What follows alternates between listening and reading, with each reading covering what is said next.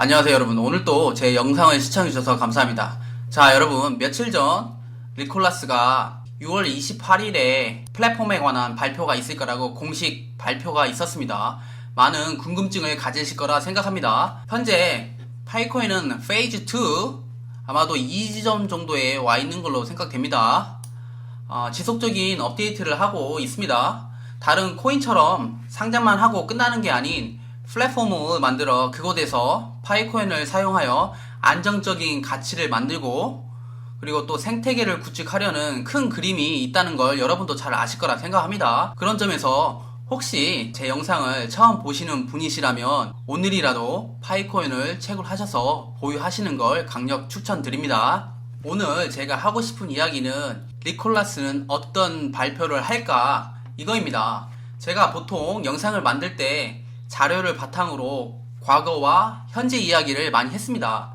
오늘은 주제가 주제답게 6월 28일 발표에 대한 미래를 예측하는 거 아니겠습니까? 그래서 상당 부분 뇌피셜이 포함되어 있다는 점을 여러분께 말씀드립니다. 그동안 제가 자료를 모으고 종합하고 느낀 걸 바탕으로 말씀드리겠습니다. 전망이라는 게 사실 틀릴 수도 있고 일정 부분 맞을 수도 있습니다. 그냥 파이스토리는 이렇게 예측한다더라, 그 정도만 생각하시고 오늘 영상을 편하게 봐주셨으면 합니다. 틀리면 어떻습니까? 여러분도 개인적인 의견 댓글을 많이 남겨주시기 바랍니다. 자, 그래서 디벨로퍼를 위한 대대적인 업데이트가 있을 거라고 말했지 않습니까? 저는 28일 발표가 아주 큰 전환점을 갖는 의미 있는 발표가 될 거라고 봅니다. 몇 가지 이유가 있는데, 그 첫 번째는 기존에 암호화폐가 하지 못했던 새로운 로드맵을 보여준다는 점에서 그동안 파이코인을 괴롭혔던 루머들이 종식되고 대외적으로 인정받을 것이라고 봅니다. 그리고 두 번째, 이게 더 중요합니다. 사실 데이터 수집을 통한 버그를 찾고 호환성을 높여서 플랫폼을 안정화시킬 거다. 그런 점에서 이 발표가 중요할 거라고 봅니다. 그리고 세 번째, 파이코인 가입자 이탈을 막고 새로운 유저를 유입하게 할 거다, 이렇게 봅니다. 그동안 정책이었는데 이번에 확실하게 그런 비전을 보여준다면 기존 파이코인 가입자 이탈을 막고 오히려 더 많은 새로운 유저들을 유입시킬 거라고 봅니다. 여러 측면에서 이번에 발표가 우리에게 큰 전환점을 가져다 줄 거라고 저는 생각해 봅니다. 그럼 그게 어떤 걸까? 발표하는 내용이 뭐냐라고 제게 묻는다면 말입니다. 제가 생각하는 예측은 이렇습니다. 자, 이걸 보시죠. 제가 생각하는 예측입니다. 제가 생각하는 전망입니다. 3월 28일에 너무 제 전망을 신뢰는 하지 마시고 이럴 수도 있구나 정도로만 생각해 주시기 바랍니다. 저는 이 디벨로퍼들에게 데모 어플을 브라우저에 들어오게 하고 테스트하게 할 거라고 봅니다. 마치 예전에 테스트 지갑을 발표하고 테스트용 코인을 테스트함으로써 이런 트랜잭션이 생기는 그런 데이터를 수집하고 보완했지 않습니까? 그것처럼 이번에도 개발자를 위한 포털을 만들고 그 안에 제3 개발자들에게 이 데모 앱을 업로드하게 해서 이걸 실제적으로 사용해 봄으로써 데이터를 수집하고 보완하고 버그를 찾아내고 이런 걸 할 수 있도록 할 거라고 저는 예상해 봅니다. 그리고 여기서 또 한 가지, 아마도 지금 당장 6월 28일에는 아니겠지만 그래도 한 달이나 두 달 이후에는 이 테스트용 코인을 직접 사용해서 이 데모 웹에서 어떻게 호환이 가능한지, 물론 테스트입니다. 호환이 가능한지 이 테스트 코인 사용을 이게 오타가 있네요. 이 테스트 코인을 사용하게끔 함으로써 전반적으로 이 플랫폼에서 웹이 어떻게 돌아가는지 그리고 코인과 상호작용이 어떻게 되는지에 대해서 아마 테스트를 하지 않을까 싶습니다. 자, 여러분 이걸 보시죠. 엊그제 제가 2009년에 니콜라스가 페이스북 소셜 네트워크에 출시한 게임 플랫폼 게임 욜라에 대한 영상을 올렸습니다. 이게 그 플랫폼에 있던 게임 중에 하나입니다. 여기 보시면 이 코인이 있지 않습니까? 니콜라스는 이때 이미 디지털 코인을 활용한 플랫폼을 만들었던 겁니다. 그래서 그 누구보다 어떻게 코인을 활용하고 플랫폼에 개발자와 유저들로 하여금 생태계를 어떻게 구축해야 하는지에 대한 데이터를 가지고 있습니다. 메인넷이 출시되기 전에 테스트용 코인과 그 다음에 테스트용 데모 앱을 통해서 코인과 이 웹의 관계를 한번 테스트하는 단계를 분명히 가질 거라고 저는 예상해 봅니다. 자, 그리고 이걸 보시죠. 이게 2009년 그 당시 게임요라의 계획서 중에 일부분입니다. 여기 보시면 중요한 게 있습니다. 바로 이 유저, 그 다음에 페이스북, 플랫폼, 그 다음에 웹 개발자입니다.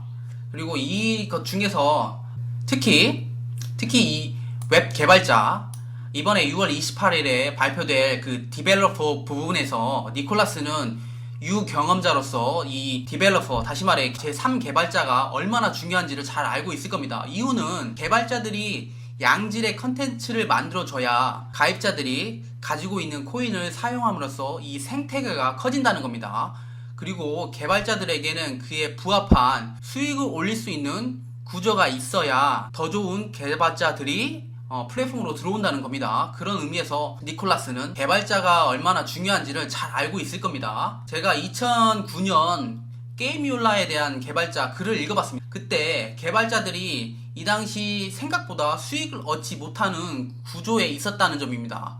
이유는 바로 이 수익 구조 분배에 있는데, 이 플랫폼에 게임들을 이용하는 이용자들이 이 페이스북을 거쳐서 들어온다는 겁니다. 그래서 어떠한 수익이 생기면 페이스북에 나눠주고, 그 다음에 게임요라 플랫폼이 가지고, 그리고 나머지 또 일정 부분을 게임 개발자가 가져간다는 겁니다. 이 삼각 구조 수익 분배에 의해서 실질적으로 이 게임 개발자들이 수익을 제대로 챙기지 못했다는 거, 그런 점에서 아마도 니콜라스는 많이 알고 있을 겁니다. 그러나 이번에 파이 네트워크는 자체 플랫폼이지 않습니까? 그리고 자체 이용자가 있지 않습니까? 이렇게 하나로 묶는 겁니다.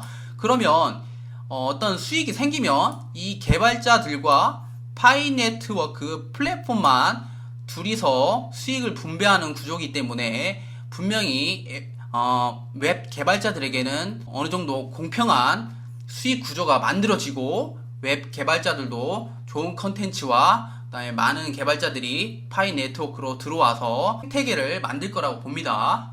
그래서 제가 말씀드리고 싶은 건, 니콜라스는 본인이 개발자 출신이고 기존의 게임요라 플랫폼에 대한 경험을 통해서 이번에 파이 네트워크 생태계 구축을 하는 데 있어 개발자 입장을 아주 잘 알고 있다고 봅니다. 분명 좋은 발표가 있을 거라고 저는 봅니다. 자, 그리고 이걸 또 보시죠, 여러분. 또 다른 하나 제가 아주 관심있게 보고 있는 관전 포인트가 있습니다. 그게 뭐냐면, 스타트X와 스탠포드 동문들이 만든 스타트업 기업들이 얼마나 참여할까라는 그런 점입니다. 여러분이 파이 네트워크 어플에 보시면 이 피버 IQ라는 게 있습니다. 이걸 아마 보셨을 겁니다. 이게 코로나 설문에 관한 앱이며, 설문에 응함으로써 지역의 코로나 양성자의 분포를 확인할 수 있는 앱입니다. 이게 스타트X에서 지원을 받았던, 그리고 동문이면서 콜라스와 동료 교수였던 젠 리프라드라는 최고 기술자가 있는 엔냐.AI라는 기업이라는 겁니다. 이곳에서 만든 어플인데, 파이코인 앱에 이게 있다는 게 조금 아이러니하겠지만, 아마도 제 생각에는 전 세계적인 코로나 팬데믹에 대한 니콜라스의 사회 공헌이나 아니면 기여에 대한 배려로 이걸 넣었던 걸로 봅니다. 그런데 이거는 이제 표면적인 거고, 아마 제 생각은 뒤에 더 큰 계획이 있었다고 봅니다. 왜냐하면 이 Fever IQ는 엔냐.AI의 어떻게 보면 자회사고, 실제적으로 기업이 하는 일은 이겁니다. 엔냐는 분산형 앱의 구성을 단순화하고 개인정보 보호를 우선 원칙으로 하는 소프트웨어 프레임워크 선두주자 기업이다. 바로 이겁니다. 보시는 것처럼 알게 모르게 물밑에서 이 니콜라스는 다른 기업들과 교류를 통해 파이 네트워크 플랫폼을 만들어가고 있을 거라는 합리적 뇌피셜을 제가 해봅니다. 그리고 자, 이걸 보시죠. 이게 스타트X가 지원했던, 다시 말해 스탠포드 동문들이 만든 기업의 일면을 보면 게임 회사, IT, 소셜 네트워크, 금융 관련, 쇼핑, 의료 분야, 아주 많은 분야에서 활동을 하고 있습니다. 파이 네트워크 생태계를 보다 빠르고 안정적으로 구축하는 데 있어서 개인 웹 개발자들도 좋지만 이렇게 전문적인 기업들이 하나둘 들어올 수 있게 니콜라스는 그들에게 기여를 줄 거라고 봅니다. 그리고 또한 그 수익 구조만 만들어 준다면 그들은, 이런 기업들은 마다하지 않을 거라고 봅니다. 여러분이 6월 28일 발표도 기대되지만 앞으로 행보가 너무 기대됩니다. 사실 저희는 딱히 할 게 없습니다. 파이코인을 꾸준히 채굴하면서 파이 네트워크 개발자들이 꾸준한 업데이트를 통해 생태계 구축을 해가는 모습을 지켜보면 됩니다. 그리고 앞으로 개발자들이 테스트용으로 내놓는 것들이 있지 않겠습니까? 그런 뭐 테스트 지갑, 그다음에 데모 어프, 뭐 이런 여러 가지 업데이트 되는 게 있을 텐데, 이런 거에 동참해서 업데이트를 하는데 조금이라도 도움을 주는 것이 저는 개인적으로 좋다고 생각합니다. 네, 그렇습니다. 오늘 영상은 좀 뇌피셜 아닌 뇌피셜을 제가 조금 얘기를 해봤습니다. 오늘은 여기까지고 시청해주셔서 감사드립니다. 그리고 혹시 아직도 파이코인을 채굴하지 않고 있는 분들을 위해서 제가 가입 방법을 안내해드리도록 하겠습니다. 자, 그럼 제가 파이코인을 설치하는 방법을 간단하게 말씀드리겠습니다. 지금 본인의 핸드폰에 구글 스토어나 애플 스토어에 가서 이 파이 네트워크를 검색하셔서 다운로드 받으시고 설치해 주세요. 그러면 첫 화면이 보시는 것처럼 페이스북으로 인증을 할 것인가, 아니면 가지고 계시는 핸드폰 번호로 인증을 할 것인가에 대한 화면이 뜹니다. 페이스북 계정을 갖고 계신 분은 이거를 통해서 쉽게 하시면 되고, 제가 지금 말씀드릴 거는 바로 핸드폰으로 가입하는 방법을 말씀드리겠습니다. 그럼 보시는 것처럼 화면이 뜹니다. 여기 보면 컨트리 넘버에서 국가 번호를 선택하는데 저희는 한국이기 때문에 South Korea 82를 선택하시면 됩니다. 그러면 국가 번호를 82로 선택하셨다면 다음은 핸드폰 번호를 입력합니다. 이때 앞에 국가번호 앞에 82 다음에 오는 본인 핸드폰 번호에서 0을 뺀 나머지 번호를 집어넣으면 됩니다. 예를 들어서 010-123-123이라면 0을 뺀 10-123-123이 되겠습니다. 번호를 넣고 고를 누르면 핸드폰으로 인증번호가 날아옵니다. 그걸 집어넣으시면 됩니다. 그렇게 핸드폰을 입력하고 인증번호까지 완료가 됐다면 보시는 것처럼 계정 설정하기 화면이 뜹니다.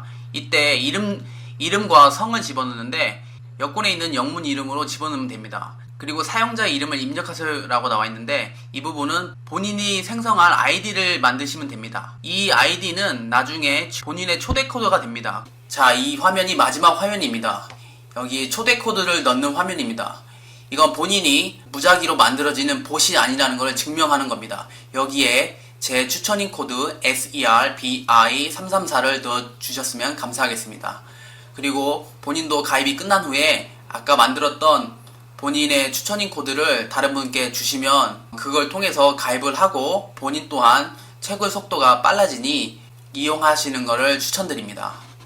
자, 오늘은 여기까지입니다. 감사합니다.